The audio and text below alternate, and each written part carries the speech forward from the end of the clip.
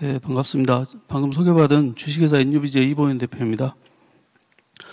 저는 실제 현장에서 디지털 기술과 마을의 어떤 문제들을 어떻게 프로젝트로 연결하고 실제로 어떻게 주민들하고 커뮤니케이션 하는지 사례 중심으로 좀 설명을 드리도록 하겠습니다.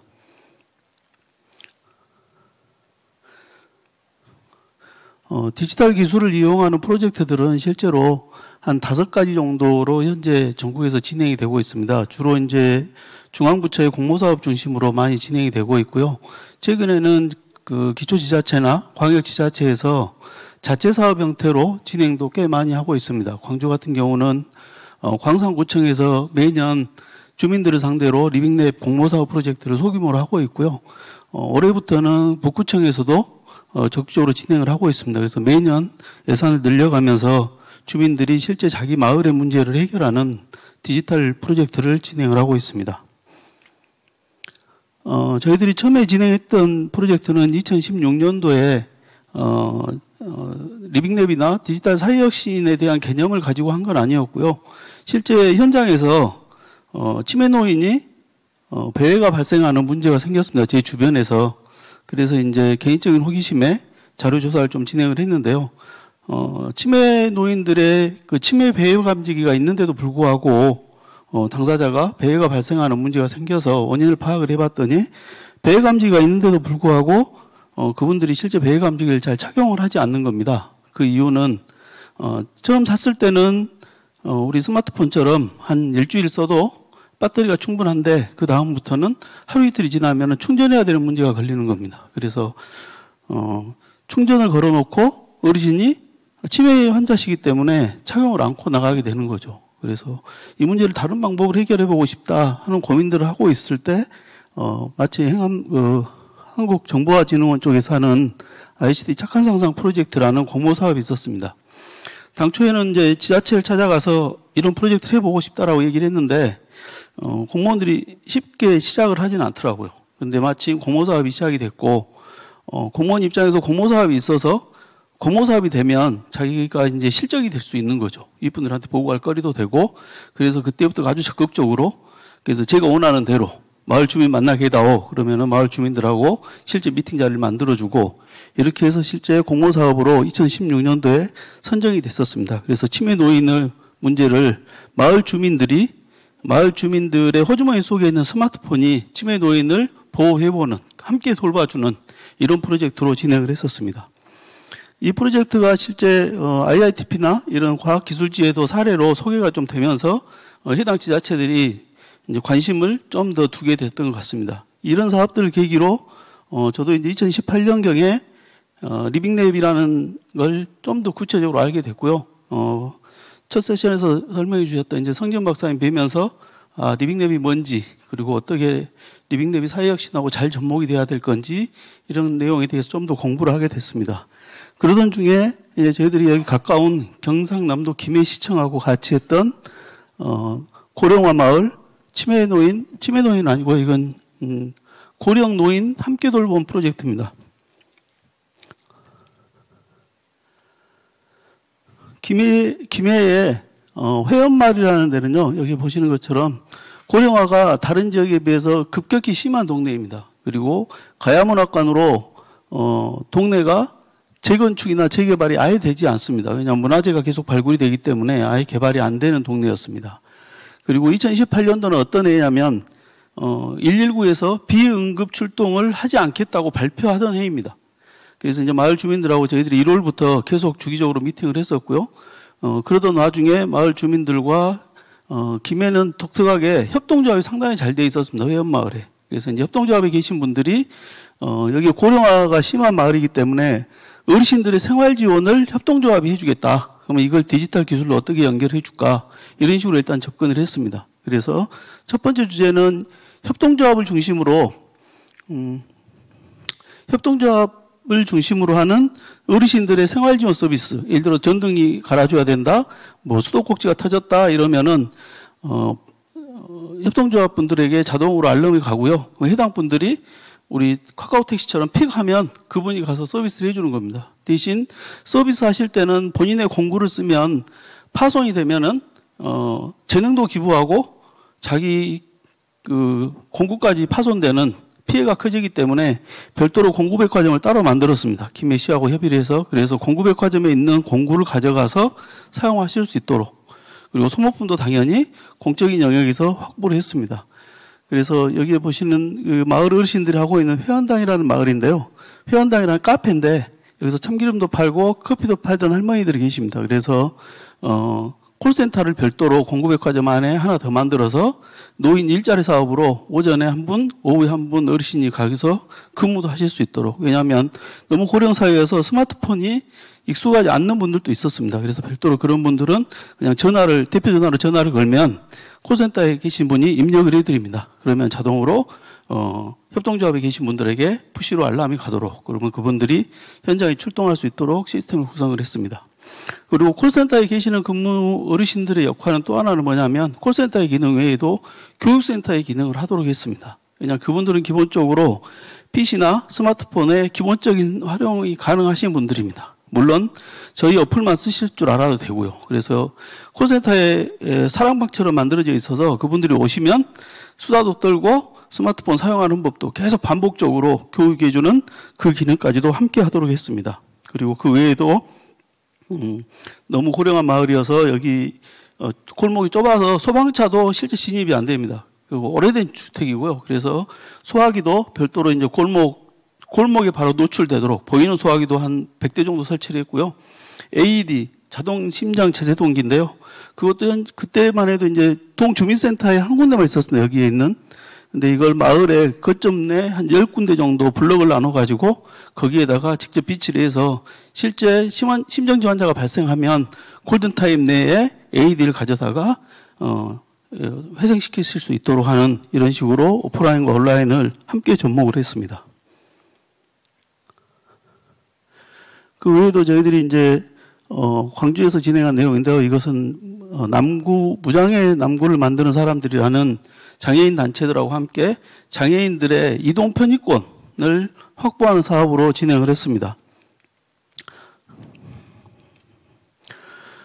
보시는 것처럼 장애인들이 실제 이동하는데 많은 제약사항이 있고요. 또 하나는 어떤 시설들에 실제 식당이 되건 카페가 됐건 장애인이 출입할 수 있는지 없는지 정도의 정보조차도 실제 장애인들이 알 수 없는 겁니다. 그래서 늘 자기들이 한번 가봤던 식당들, 한번 가봤던 장소, 거기 외에 새로운 데는 가지 못하는 겁니다. 그래서 최소한 시민사회하고 함께 장애인단체하고 함께 남구 관내에 있는 식당, 그리고 무장애 남구가 그동안 조사했던 데이터들을 시스템화 만들어서 그분들이 어디 가고 싶을 때 쉽게 찾아볼 수 있고, 일반 주민들이 식당 가고 했을 때 여기에는 장애인 시설이 있는지, 예를 들어서 자동문이 되어 있는지, 오르막 경사로가 있는지, 장애인 전용 엘리베이터나 화장실이 있는지, 그리고 장애인들이 휠체어가 그대로 탁자에 앉을 수 있는 좌식이 아닌 입식 테이블이 좀 넓게 있는지, 이런 것들을 조사해서 입력을 해서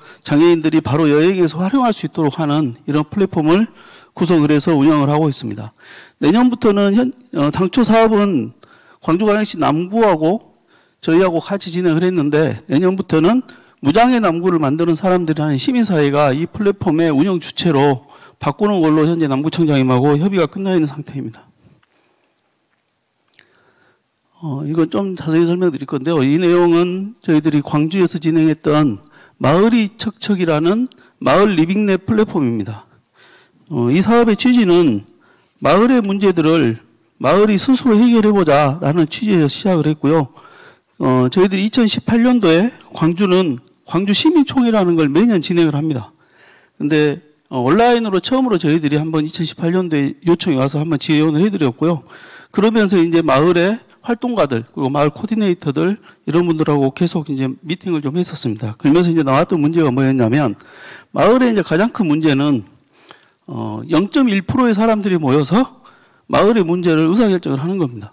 예를 들어서 2만 명 동을 기준으로 하면 20명 정도의 마을 자치위원이나 이런 분들이 모여서 마을의 의제를 결정을 하는 거죠. 그런데 그분들의 목적은 그분들이 결정하려고 하는 게 아니라 1% 정도를 참여시키는 게 목표입니다. 한 200명 정도. 그래서 마을 총회 같은 것도 열고 마을의 축제 같은 것도 진행을 하는 거죠. 그래서 그 200명을 참여시켜서 의견을 듣고자 하는데 여전히 1%가 보통 때 참여시키는 게 아주 어려운 게 현실입니다. 그래서 이걸 디지털 기술을 이용해서 10% 정도 목표를 해보자 하는 취지에서 마을 코디네이터라고 함께 이걸 주기차게 저희들이 준비를 했었습니다. 그래서 여기는 이 프로젝트는 저희들이 2019년도에 행정안전부에서 지역 사회 문제 해결의 최우수상으로 선정된 내용입니다. 어떤 프로젝트를 진행을 하냐면 이 마을 문제를 모든 걸 다 처리할 수 있도록 되어 있습니다. 그래서 첫 번째는 우리 마을의 지도를 만드는 사업입니다. 우리 마을에 실제 어떤 리소스들이 있는지, 어디에 공유공간이 있고, 어디에 주차장이 있고, 어디에 도서관이 있는지, 복지시설은 어디에 있는지를 지도로 표현해주는 마을 지도라는 게 있고요. 또 동네 한 바퀴는 마을 지도는 이미 만들어져 있는 지도를 보는 거라고 생각하시면 동네 한 바퀴는 마을 지도를 만드는 겁니다. 예를 들어서 뒤에 화면으로 설명드리겠습니다. 예를 들어서 여기 같은 경우는 동네 한 바퀴를 통해서 쓰레기 지도라는 걸 만든 동네입니다. 용봉동이라는 마을인데 이 마을은 계속 동네에 쓰레기를 해결하는 걸 주제로 계속 진행을 했었습니다. 그래서 주민들 함께 디지털 스마트폰을 이용해서 동네에 쓰레기 지도를 만들어 보는 겁니다. 어디에 쓰레기가 가장 많이 버려져 있고 안 치워지는지 이런 걸 지도화해서 정책을 수립을 하는 겁니다. 그래서 이런 동네 한 바퀴라는 프로젝트를 통해서 우리 동네의 문제를 찾아보는 이런 프로젝트를 진행을 하고요. 그 외에도 실제 마을 활동들을 진행하는 과정들을 모임을 한다거나 아니면 모여서 청소를 한다거나 하는 행위들을 계속 기록화하는 겁니다. 일지도 쓰고 회의 공지도 스마트폰으로 하면 자동으로 알려주고 모이면 회의록도 쓰고 사진 찍어서 저장을 하면 그 모든 과정들을 다 기록을 해서 여기 보시면 이제 마을 기록관으로 마을 랩이 이제 그런 과정들을 기록하는 과정이고요. 총회에서는 어떤 마을의 의사결정들을 투표를 통해서 온라인으로 진행을 하는 겁니다. 그래서 그동안은 실제 마을에서 거주하시는 분들, 그러니까 동네에서 자영업 소상공인 분들이나 어르신들 중심으로 이루어졌다면 디지털 기술이 접목이 되니까 경제인구들이 다른 지역에서 근무를 하더라도 낮에 오늘 우리 마을 총회 하는 날이다 그러면 온라인으로 접속을 해서 자기 의사를 표현할 수 있는 채널을 하나 더 만들어 드린 겁니다. 그리고 이제 그 과정들이 다 기록이 되면 마을 기록관으로 자동 저장을 해서 마을 기록관은 다른 지역에서도 다른 지역에서 했던 사례들을 계속 참조해서 우리 마을에도 접목할 수 있도록 하는 기록관을 만들었습니다. 현재 광주에서 마을 리빙랩 같은 경우는 마을이 척척 마을 리빙랩은 거의 매월 저희들이 중간 지원 조직하고 함께 모여서 저희 회사하고 같이 모여서 회의를 합니다. 그래서 현장에서 어떤 게 어려웠는지, 사용하면서 불편한 게 뭐였는지를 매달 회의를 해서 개선 사업들을 진행을 하고 있습니다. 여전히. 저희들 운영한 지 한 2년 정도 됐는데도 매달 하고 있고요. 올 연말에는 실제 마을 분들을 대상으로 저희들이 만족도 조사를 좀 진행을 하려고 현재 설문조사 준비를 하고 있습니다. 그리고 연말 12월 중순쯤에는 중간지원 조직하고 같이 저희 회사하고 개발자들하고 같이 워크숍을 할 계획입니다. 그래서 실제 내년도에는 어떻게 좀 더 업그레이드해서 마을 주민들이 좀 더 쉽게 쓸 수 있을지 이런 논의들을 좀 더 심도 있게 진행을 할 계획입니다. 그 외에도 광주에서는 마을 리빙랩 학교도 올해는 운영을 했었습니다. 그래서 이게 마을 리빙랩 학교 하고 나서 발표했던 행사장입니다. 그래서 실제 모여서 코로나 상황인데 다행히 상황이 좀 그때는 양호해서 저희들이 야외에서 대신 실내에서 하지 못하고 야외에서 이런 식으로 성과대회를 진행을 했었습니다. 그래서 마을이 자기들이 원하는 주제를 선정을 하고 리빙랩 방법들을 어떻게 진행을 하는지, 문제를 어떻게 찾아야 되는지 실제 전문 코디네이터들을 갖고 다 붙여서 마을 주민들이 스스로 코디네이터 역할을 할 수 있을 수 있는 교육과 실습을 병행하는 방식으로 진행을 했었습니다. 이건 뭐 매년 광주는 진행을 할 계획입니다.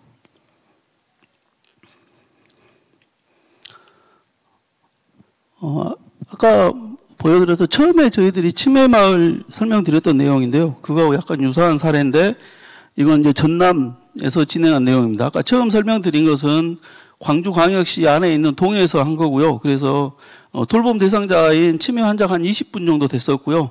마을 주민들은 한 4만 명 정도 됩니다. 실제 그 동네만 따지면 한 10,000명 가까이 되는 동네입니다. 약간 상업지역이고요. 집합지역이 됩니다. 그래서 스마트폰이 모든 걸 해결할 수 있는 구조로 진행을 했었고요.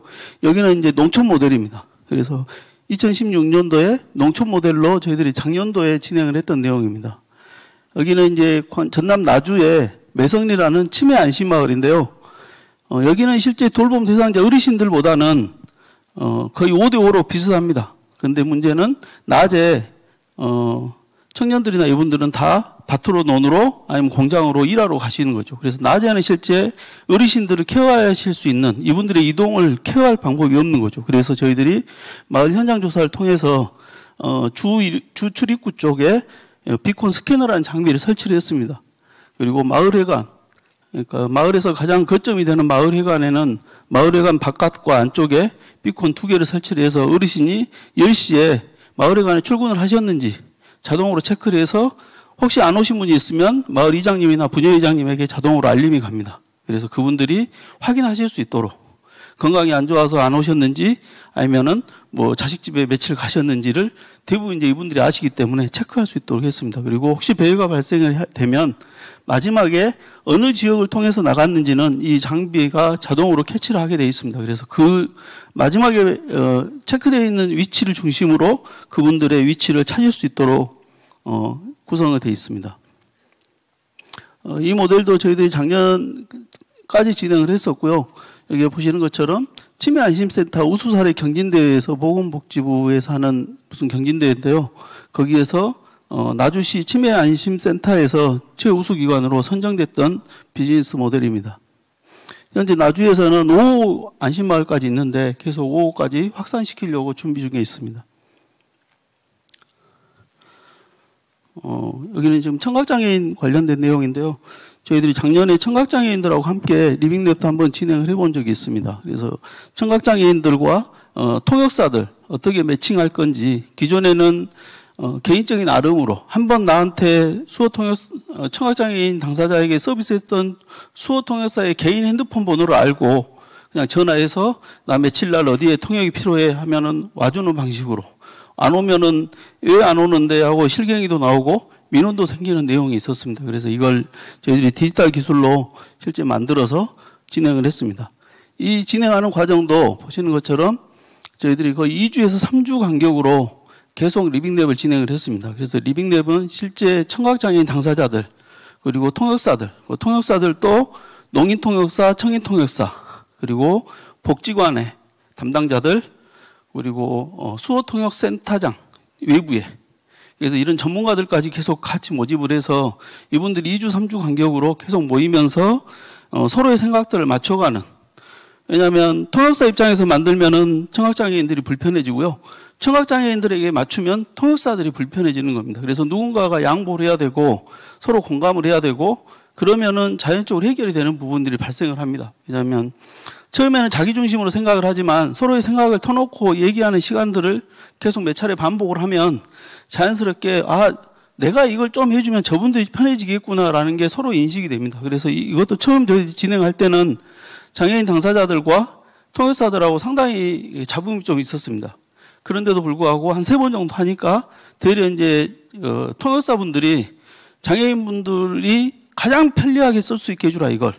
나머지 불편한 것들은 자기들이 다 하겠다. 이런 얘기들이 먼저 나오게 되는 겁니다. 그 얘기가 나오니까 역으로 이제 장애인 당사자들이 통역사들에 대한 보는 시각이 바뀌는 거죠. 그래서 결국은 리빙랩이 갖는 파워는 여기에 있는 것 같습니다. 가장 큰 힘은 공감하고 계속 얘기를 통해서 당사자들이 계속 참여가 되어 있기 때문에 어떤 시스템을 만들어서 써봐. 이걸 사용하는 방법은 이거야 하고 사용법을 가르치는 게 아니라 그분들이 뭘 필요로 하는지를 끄집어내고 그걸 서로 조율하고 양보하고 이렇게 해서 만들었던 프로젝트입니다. 현재 광주 같은 경우는 이게 수원울이라는 저희들이 공모전까지 해서 이름도 수원울로 지었는데요. 현재 광주의 수어 통역은 100% 수원울을 통해서만 이루어지고 있습니다.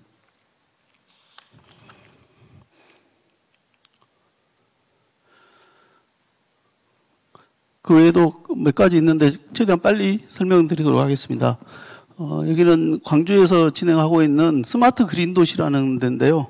스마트 그린 도시로 선정되어 있는 꼬두매 마을의 쓰레기 문제를 해결하는 플랫폼입니다.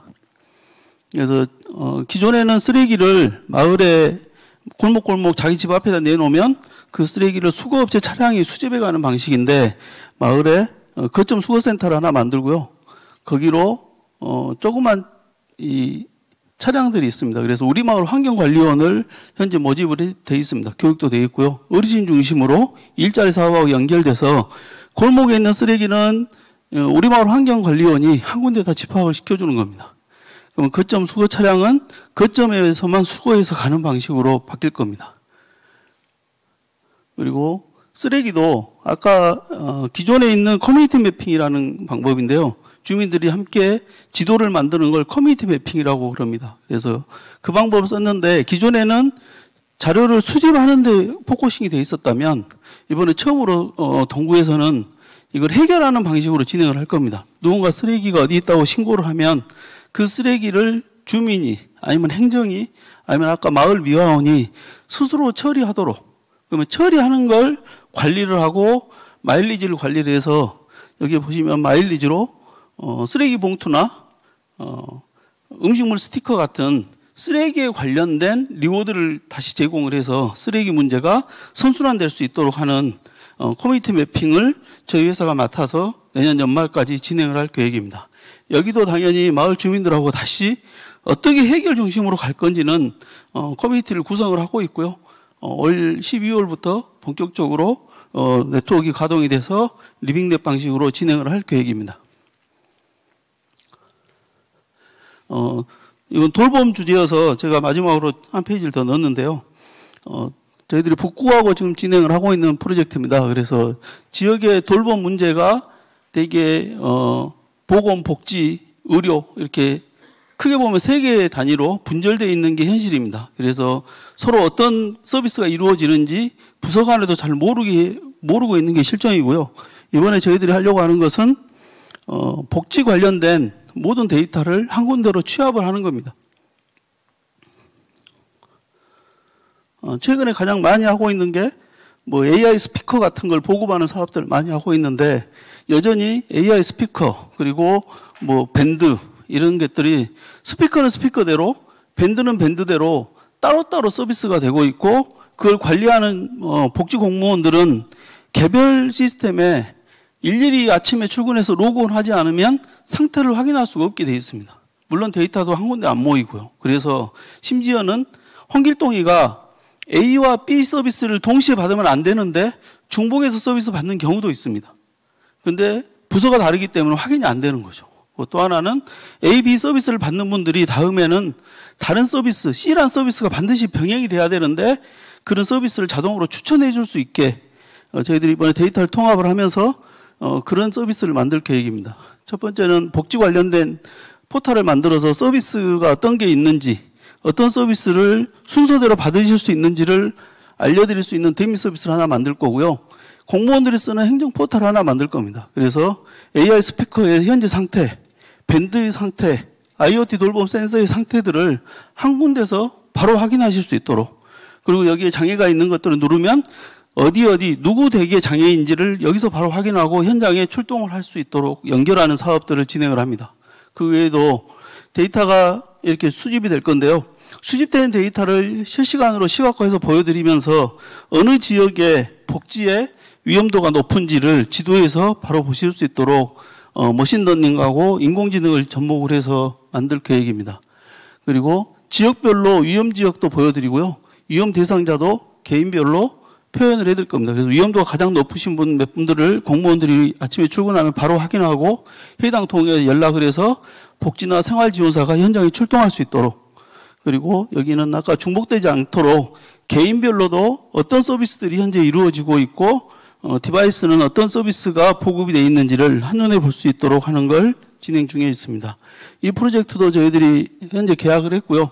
내년 연말까지 진행을 할 계획입니다. 이거는 행정안전부하고 어제 제가 화상회의를 같이 했었는데 현재 한국전자통신연구원의 박사님들하고 같이 하고 있고요. 그리고 사회보장정보원의 센터장님도 같이 현재 자문위원으로 같이 활동을 하고 계십니다. 그래서 복지 쪽에서 데이터를 통합하고 예측하는 서비스로는 전국에서 최초로 저희들이 구청하고 같이 진행을 할 계획입니다. 마지막으로 여기만 설명드리고 마치겠습니다.